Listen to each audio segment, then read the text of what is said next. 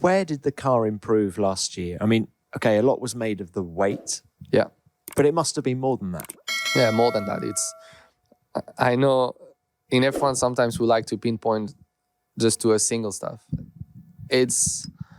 There are unlimited stuff you can do in the car to actually bring hundreds of performance.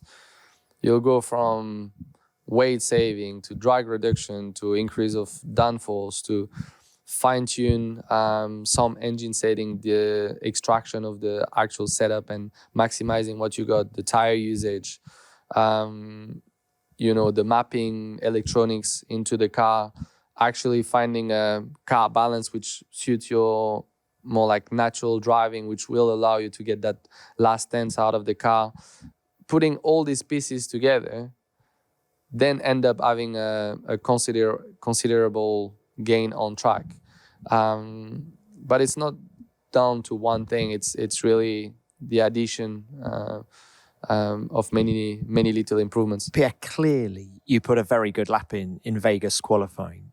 But if you'd taken the car you had in Bahrain to that race, would it have been back row of the grid again? It would have been. Yeah. Okay. And then have you managed to keep that momentum going over the winter? Does this car, the 25 car, feel a step forward again? I think it does feel like we've improved. In certain areas, there were key points on the 2024 car which were not ideal, which we changed for this year. It does feel like the grid kind of also came a bit more together. So the gains we've made, some other teams made bigger gains, some others smaller, but it's going to be an extremely tight field for the entire season, which is exciting because at times it's going to come your way. At times on harder weekends, it might be critical, but that's why we'll have to be clinical about every single weekend and really try to absolutely nail it, because you can get a lot or you can lose a lot on a season like that. You said before the start of the season that you want that second win in Formula One this year. Now you've seen the opposition, do you still think that looks feasible? The only one that I see could make this slightly more difficult to achieve is the McLarens. McLarens are really on a different level, and it does look like the gap with them, even on our best weekend, and might be difficult to close. But then at the same time, on 24 races, they're not going to get it right every single time. So they're going to be race situations, scenarios. People call it luck, but then at the end of the day, it's racing. In a full season, if there is no unexpected scenarios happening, there's no point of going racing anymore, because that's what makes our sport so enjoyable to watch and so exciting. Like, out of 24 races, I know they're going to be that one, same as last year in Brazil, same as the year before in Zandvoort when I finished on the podium on the rain. And they're going to be these conditions where on a day like that, as a driver, you'll have more chance to grab a big result. And that's what I'm hoping. It might be one of the seasons where nothing happened, and at the end of the day, all the podiums are going to be with two McLarens and a Red Bull until the end of the year. But hopefully, it doesn't happen like that, and we get our shots to get one of those big results. And it is those crazy races where you seem to really excel. You have a history of it. I mean, Brazil you mentioned, Zandvoort you mentioned, Brazil as well back in the day.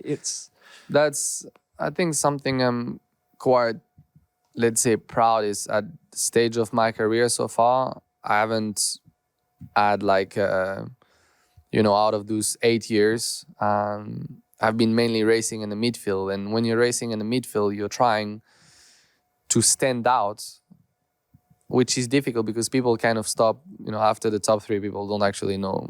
They don't even pay attention who's fourth, fifth, sixth, whatever. So,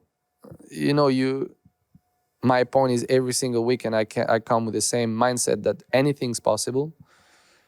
And I want to make sure that out of the midfield, I'm that first one that will benefit or get anything out of a situation, one of those situations. Because, you know, at the end of the day, you can get 1 podium by luck, 2 podium by luck, but you don't get 5 by luck. There is a repetition of actions that put you in a situation where you can be the one to get rewarded from those races.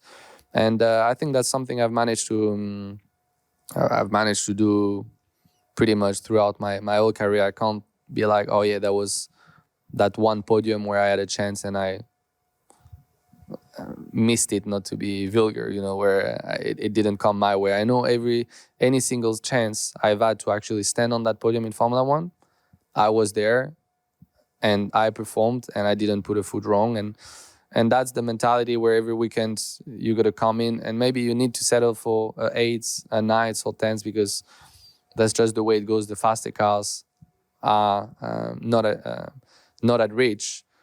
But then that 1 or 2 chances you get a year, then I want to be the one to get it just to show that I'm there when the moments come.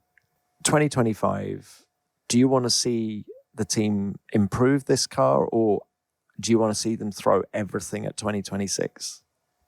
I want to go big. So, you know, I've told them already since last year to me, maybe a good thing I don't manage the finance, but if it was down to me, I'll put all that money all on next year. Because if you ask me, I don't actually care finishing 7s, 6, 8s, 9 or 10. I want to be on the podium and I want to be winning. I know this year it doesn't matter how much money we put, we won't be able to close that gap with McLaren and the top runner.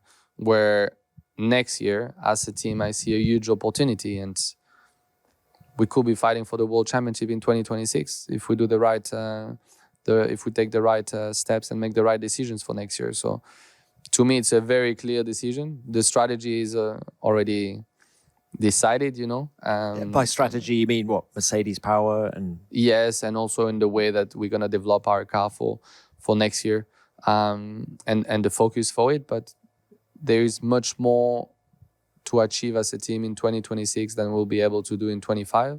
And that's why I'm really excited, because I think we could see Alpine winning races in 26. Exciting times ahead, definitely. Pierre, thank you very much. Just before you go, this final question I'm asking everybody this year on the podcast. What is your favorite moment from the 75-year history of this great sport? Could be anything. There is only one. Only one we can pick.